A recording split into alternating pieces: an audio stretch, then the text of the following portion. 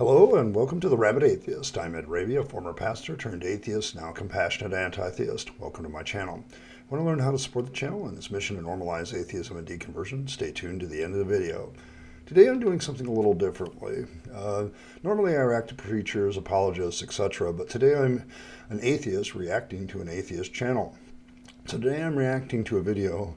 I'm breaking down the top 10 reasons I'm against Christianity by the damn channel. I have multiple reasons for doing this. One, I get asked this question all the time as to why I focus on Christianity, and it comes to me in many different ways. Two, I think it's important right now, given the results of the U.S. election, not only to give reasons why Christian nationalism needs to be fought against, but also to strategize on how that needs to take place. And three, I think part of that is to promote each other.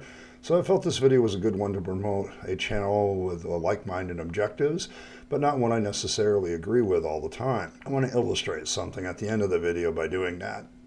So take it away, damn channel. Today I'm addressing a question I get asked a lot. Why do I talk so much about Christianity? Why not focus on Islam or Judaism or other religions? Yeah, I get asked that too a lot. For me, it takes many forms, from why don't you just give up your life to something positive instead of negative, or why talk about this at all.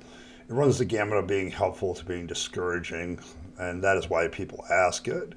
But let's hear your answers. Well, here's the deal. I'm an atheist living in the United States, a country where Christianity has a disproportionate influence on politics, laws, and daily life. Essentially, Christianity is up in my grill. Right now, Christian nationalists are actively working to impose their beliefs on everyone else, whether we share their faith or not. So today, I'm breaking down the top 10 reasons why I fight Christianity over other religions. Yep, Christianity is in my face as a citizen of the United States too. And I have to say, it does try to influence things. It is notable in the latest presidential election, evangelical Christians overwhelmingly voted for Trump, a candidate that they perceive will help them with their agenda. But I also add the fact that despite this, for the last few decades, people have become less religious in the United States. This might be the Christian right's last hurrah. I too fight Christianity, but it's not just a political issue, it's a personal one. I was conned by this religion for many decades, and I don't like it when people are taken advantage of. Not to mention that people leaving their faith need support. But Christianity is my target most of the time because it's right up in my face. Let's start with number 10, manipulating elections and policies. Christian nationalists wield enormous influence over elections. Churches like Liberty University openly campaign for conservative candidates, promoting theocratic policies through their congregations. The goal is to pass laws that reflect their beliefs while marginalizing everyone else. And they do it en masse all across the country. All these churches influencing all these politicians. Yeah, but to be fair, everybody involved in politics is attempting to influence elections. There are many organizations that do the same as Christian nationalists, right, left, and center. I guess I'd have to use the word influencing instead of manipulating. The issue is more of what they're trying to influence the U.S. to be and why. But yes, they are a large movement that tries to shift the needle of influence on elections. Number 9, targeting non-Christian practices. Christian nationalists don't just stop at imposing their beliefs. They also actively target other religions. In Oklahoma, for instance, lawmakers tried to ban hijabs under the guise of anti-mask laws. While these efforts don't always succeed, they reveal the broader hostility towards non-Christian practices. Yeah, they do that. It's evident already by the fact that when the Texas legislature passes a law allowing the Bible to be taught in schools and gives no other thought for religious texts, there probably has no intention of doing so. Your example is a good one, except there are practical reasons the hijab is a problem. I work in retail and some women wear them because it makes identification difficult. Non-Muslims pretending to be Islamic so they can come to a store, shoplift, and get away with it because of facial recognition is impossible. There's a practical side to the no hijab laws and ideas behind them, and it's not just Christian nationalists that propose them. But yes, Christians want to downplay other religions, and it makes it difficult to practice other faiths besides Christian nationalism. It's not just atheists that they hate. Number 8, their anti-science stances. Science often clashes with Christian fundamentalism, and unfortunately science is losing in some cases. In Kentucky, the Ark Encounter, a creationist museum, teaches that the Earth is only 6,000 years old, and that humans lived alongside dinosaurs. They're using public funding for this nonsense, turning science education into a farce. Yeah, but I understand the reasons they are forced to do this. Their book is full of things that they're going to have to believe if they want to believe their book. Flat Earth's resurgence didn't come out of nowhere, and nor did the creationist movement. They came out of desire for the Bible to be true, to the point they have to discard science for the most part in order to hold to those beliefs. I can see a future here where they will get creationism taught in schools, and even flat Earth is being looked at despite the fact that it's utter nonsense. Faith has always been the enemy of science and will continue to be so. But the left has its own form of anti-science, and then the science doesn't line up with such things as being PC, such as the fat acceptance movement, and with its whole "I'm healthy for my size" slogan, which is scientific nonsense. If you're going to uphold science, you have to be consistent with it, even if it cuts against your own political and social views, no matter how deeply they are held. Number 7, stacking the courts. One of the most strategic moves by Christian nationalists has been stacking the courts with judges who share their ideology. Amy Coney Barrett is a perfect example. Her deeply religious background influences her rulings, like in Dobbs versus Jackson Women's Health Organization, which overturned Roe v. Wade. These decisions don't just affect Christians, though. They impact all of us, whether we believe in their faith or not. Yeah, the thing is, Democrats used to pay attention to the courts a lot more, and then at some point they didn't. But yes, Christian nationalism has been pushing for Christian judges for a while now. It allows them to have the laws interpreted in their direction when they need it. The big issue, though, is the Dems need to be more savvy on this stuff as well. And Ruth Bader Ginsburg made a mistake by not letting Obama replace her because of the lack of foresight. It's not just that the Christian nationalists are blamed for the stacked courts right now. It's a lack of foresight by the Dems that is also to blame politically. Number 6, blurring the line between church and state. Christian nationalists are also eroding the separation of church and state. Look no further than Alabama, where Chief Justice Roy Moore installed a Ten Commandments monument in a state courthouse. When he was ordered to remove it, he doubled down, claiming the U.S. laws are based on Christianity. It's a clear example of imposing religious beliefs on a secular system, and we should expect to see more of this now that the far right has control of the presidency, the House, and the Senate. Yeah, this is going to happen often, mostly due to the ignorance of the repercussions of this. It's why when I was a Christian, I opposed actions like putting up the Ten Commandments in courthouse. Because the next thing you know, the Church of Satan, the Muslims, pagans are demanding the same right. It would be better actually for the church to keep the state secular as well, but many don't see this. So yep, we're going to see a lot more of this, and it needs to be stood up to. Number 5, the dominionism agenda. Let's talk about dominionism. This is the idea that Christians should control every major institution in society, from governments to education to media. It's all part of something called the Seven Mountains Mandate. Go look it up. A framework that Christian nationalists actively push. They don't just want influence. They want outright dominance. Yeah, there are some that hold this view, but the fact that you have to ask people to look it up kind of says how popular it really is among Christians.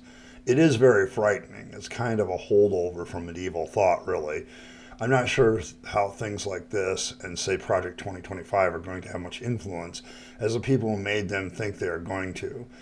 But yeah, this stuff needs to be pushed back on. I would say that there is always a dream of outward dominance by many groups, not just Christian nationalists, but it never seems to come about, probably because of the natural diversity of human viewpoints. Number 4, censoring school content. It's not just the Bible they want in schools. It's everything else they don't like out of schools. Evolution, LGBT plus information, history, and even certain books are being banned because they conflict with Christian ideology. In Tennessee, for example, they banned the book Mouse, claiming it was inappropriate. These bans are part of a broader effort to sanitize history and education according to Christian values. Well, to be fair, the left has done some censoring of their own on certain cases. Newsweek did an article I read a little while ago, which basically stated that when it comes to banning books, both the right and left are both guilty. It becomes hypocritical when you take a stand against Christian nationalists banning books and do the same yourself.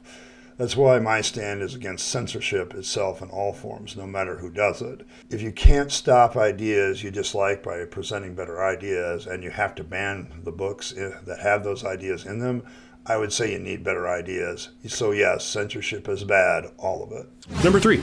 Discrimination against LGBTQ plus communities. Christian nationalists are also at the forefront of anti-LGBTQ plus policies. Remember the Masterpiece cake shop case where a baker refused to make a wedding cake for a same-sex couple, claiming his religious beliefs gave him the right to discriminate. That Supreme Court ruling opened the door for countless others to deny services to LGBTQ plus folks, all in the name of religious freedom. Yeah, I think this is one of the bigger issues for Christian nationalism, and it is cause for alarm. At the same time, the Cape Shop case is more nuanced than you present. Is it right for the government to force a person to act against their conscience? This is out of the religious context when you put it this way, and ask yourself, would it be right for the government to force you to do something against your conscience or beliefs regardless of the source? I would wonder what would happen if a Christian went into an LGBTQ baker shop and told them that they had to make an anti-LGBTQ cake. Would they have the right to refuse? I think they should be allowed to, but then they can't if they're not going to be violating the customer's religious rights. It's a much more complicated question than the specific situation shows. Number 2, forcing the Bible into public schools. Across the country, Christian conservatives are pushing bills to introduce mandatory Bible instruction in public schools. They claim it's about biblical literacy, but let's be real here. It's a thinly veiled attempt to indoctrinate our children with their religious ideology. Public schools are supposed to be secular, yet states like Florida, Louisiana, and Oklahoma are trying to turn them into Sunday school. Yeah, that's happening, and it's probably going to get much like it was before, with every other religion crying foul, and because they're not going to be allowed to put their holy books in there either. It's going to happen, and Christian nationalists never seem to learn from it. I have no objection to teaching the Bible. I do it on my channel all the time. But the issue is the fact that they are promoting it to the exclusion of all others. It's probably why the best approach for the church is to actually not do this at all. But they always seem to have to learn this the hard way. And finally, number 1, abortion restriction. Let's end with one of the most glaring examples, abortion. Christian nationalists have spearheaded the movement to ban or severely restrict abortion access across the country. Take Texas, for example. Their infamous Heartbeat Act bans abortion as early as 6 weeks, before many people even know they're pregnant. It's based entirely on the belief that life begins at conception, which is rooted in Christian theology. But here's the kicker. This affects everyone, not just Christians. It forces their religious views onto non-Christian women and people who don't agree with it. The problem here is that abortion rights seems to cross the political spectrum, and the religious one, I might add. I know atheists who are pro-life for scientific reasons as well as philosophical ones. Texas is probably seeing a resurgence of black market abortions as well as morning after pill use. It's good that Texas is more Protestant and Catholic and that contraception is still going to be allowed. It's an issue, but it stretches beyond the religious concepts into secular ones. And I'm not sure it's number 1 for me. For me, 2, 4, and 6 would have been my 1, 2, 3. So there you have it. The top 10 reasons I focus on Christianity in the U.S. This isn't about hating Christians or ignoring the harmful actions of other religions. It's about fighting the biggest threat to secularism and equality in this country right now. Well, that does it. I have to say you need to go over to the damn channel and subscribe at least. We need more content creators holding the line against Christian nationalists and that nonsense. At the same time, I hope everyone could see that I have some disagreements with this video, but I hope it has been taken in the constructive, critical way it was intended. My reasons for opposing Christian nationalism on this channel are much the same, but I also think it needs to change for us to be more effective in that. Hopefully, this is a good discussion starter. Off script, I would have to say I really enjoyed reacting to this video. It's the first time I've reacted to another atheist, I believe. Maybe there's another video on my reactions list where I've done that. But part of my motivation is I was watching Rationality Rules a few weeks ago with his reaction to the election results. And one of the things he pointed out to a lot of people, which is correct, is how deep the pockets are on right-leaning channels, that they have a lot of deep pockets, they have a lot of money and billionaires and millionaires backing them. And a lot of YouTube content creators that are more opposed to Christian nationalism and more left-leaning or libertarian such as myself don't get that kind of support. And I think the only way that we can really counter this is support each other and back each other up. The problem I also have, though, is every time I turn around, I find that on the left, people can be very religious, and yes, I'm using that word on purpose, when it comes to who they're going to hang out with, which atheists they're going to support, and which this and that. Right now, we need to be a little bit more unified and on the same team. We can always have our discussions about the different nuances and different things on the side about some of these other issues. The main issue is to make sure that atheism is presented in its correct and proper light, and not the way that other people like Christian nationalists and apologists demonize us to be. The normalization of atheism continues to be the push of this channel, and I wanted to use the Damn Channel's video to kind of illustrate that. By the way, that's a great name. And, if you haven't gone over there and subscribed to him, go check him out and subscribe to him if he turns out to be kind of your thing. I really enjoyed this video, and I enjoy the way he does things, so it's really a good alternative for me to do something like this. But I think we also need to start to maybe close ranks a little bit and not let some of the other petty disagreements divide us so much. There's ways to disagree constructively and critically with each other without getting into a shouting match, and I think that needs to be more and more prevalent. The extreme members of the side that we tend to lean toward on social issues and this issue of separation of church and state, yeah, we need to kind of tell them to sit down and let some more calm, collected voices talk. I think that's probably been one of my takeaways from the last election is people are reacting very strongly to the you better see it my way or you're just a bigot kind of formula that our side sometimes seems to use. People are allowed to disagree with us on issues, and it doesn't always necessarily mean it's religious. But when it is, we need the ability as atheists to close ranks, deal with it together without worrying about, well, I'm not going to work with that guy because I disagree with him on X issue over here. It seems kind of silly at this point. There's a lot of unity on the side of the right, although I will say that I don't think they're going to accomplish as much as people think they are because they have their factions too that disagree with each other. But we still need to fight Christian nationalists, and I'm happy to join that fight with the Damn Channel, and hopefully you'll see it the same way. I want to thank everybody for stopping by. As always, I'm always overwhelmed by the fact that people come and enjoy my videos. Thank you very much for being a part of that. Hit that like button, hit the subscribe button, comment away, everything you can do to get this channel noticed. I appreciate very, very much. And, but the best way to support the channel is become a member. By becoming a member, you give me that monthly support that allows me to focus more on doing videos that you like and enjoy, and less in appeasing the YouTube algorithm, although I do like the sweet ad revenue when it happens.